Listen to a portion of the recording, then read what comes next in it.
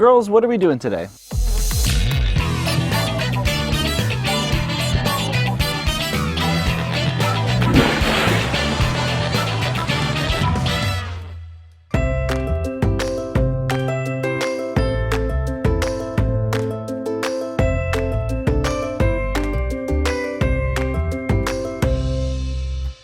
Welcome to the San Diego Air and Space Museum, where we're going to talk about things that fly.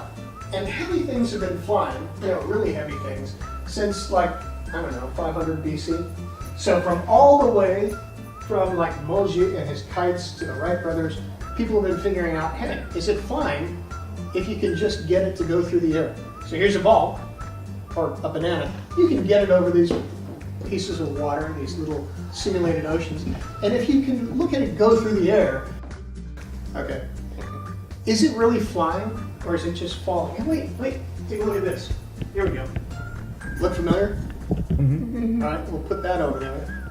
All right, so what's the difference between that airplane and the banana? Is it flying or is it floating or is it falling? So you expect an airplane to fly. Yeah. Then let's go. Okay. Do you have to move it first? Yeah. You kind of have to. So nothing's going to fly by itself. But if you could actually apply a force, you expect an airplane maybe to float a little bit more. And it just barely made it past the ocean.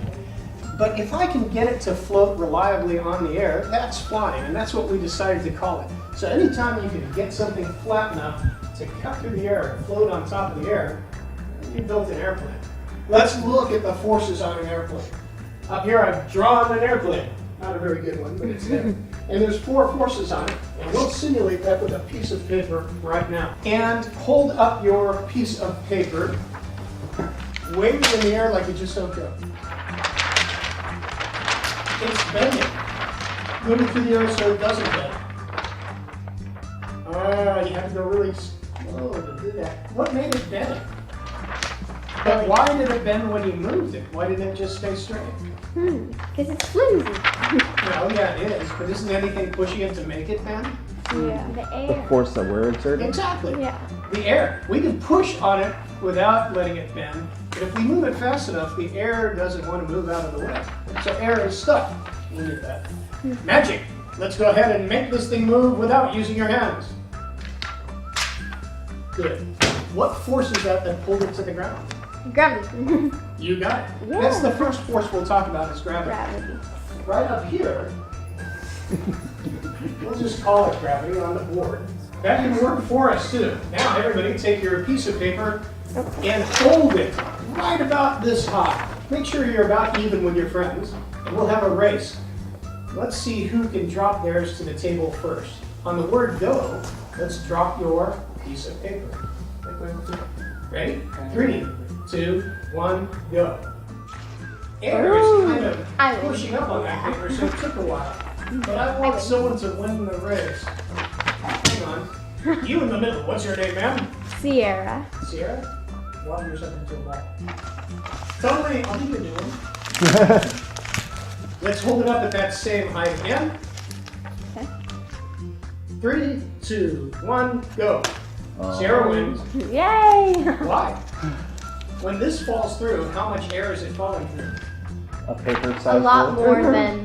Bingo. Oh, And the ball so is it's smaller to the smaller. air, right? There's less holding it up. So air is stuck, and air can hold things up. You're noticing air friction or air resistance, and we can actually call that something.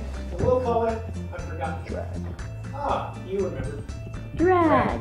It's a total drag. It's a total drag. So, holding something up and slowing it down, that's pretty cool. So you're already fighting gravity if you have that dropped piece of paper, and you're already slowing things down if you're using drag. So these forces, even though I've got them in red, they're useful to you. You want to come down eventually, so gravity. You want to slow down eventually, so drag. But the weird part is, you notice that the paper airplanes that you're going to build and that glider, if you don't push them, they don't go very far.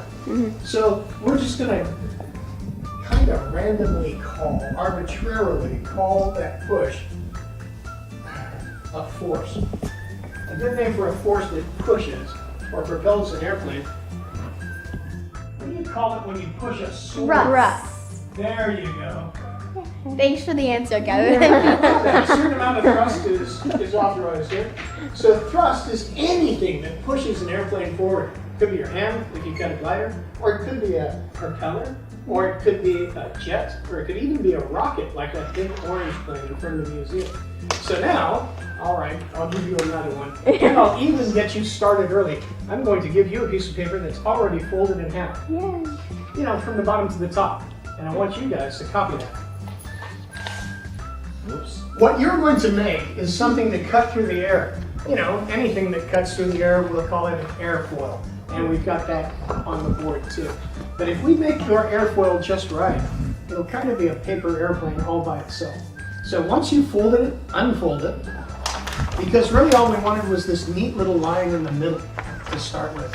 And for this next part, it's the only part of this airplane that gets kind of tricky. We're going to have you fold it just from one side, like the bottom, only the one side. Almost, but not quite to the middle.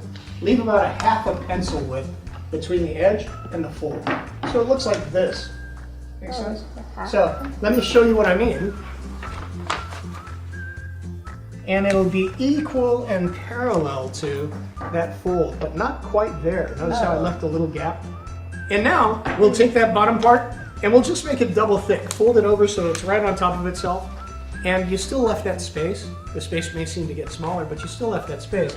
Let's see if I can make it even. I'm folding it. It's still parallel. It's double thick now. We're almost done. We've got about 2-3 more folds tops. So what we're going to do now is, once you've made a fairly even fold like this, and you can smush it down and even cheat by ironing it with your pencil if you want, we're going to double it again. So it's now quadruple thick, and it's only about a ½ inch thick. So what we'll do is we'll take all of this and fold it over. Just flip it over the original fold.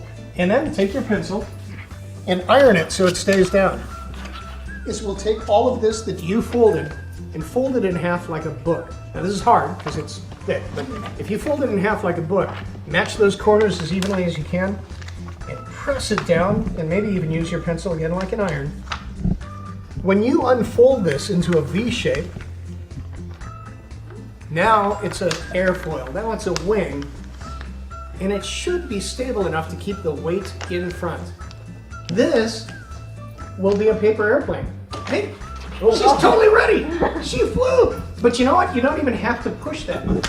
A little thrust should be good. So come on out, grab this thing, and let's fly and see if we can make it over the Atlantic and Pacific Oceans.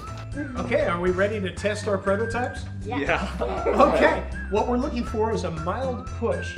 So we're going to hold it up as high as you can comfortably get it, keep it level, and then push it into the air and see if you can get it to glide over the water. Are you ready? Okay, should we do it all at the same time? Let's try it. On the word go. Oh gosh. Okay. Hold it up.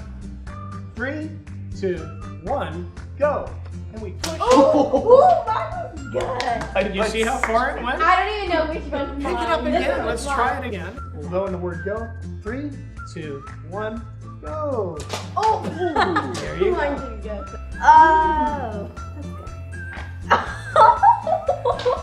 That will sometimes happen. Wait, was that your foot?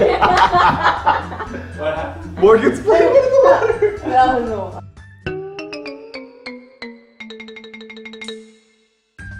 We had such a great day here at the San Diego Air and Space Museum with Fred and Ross.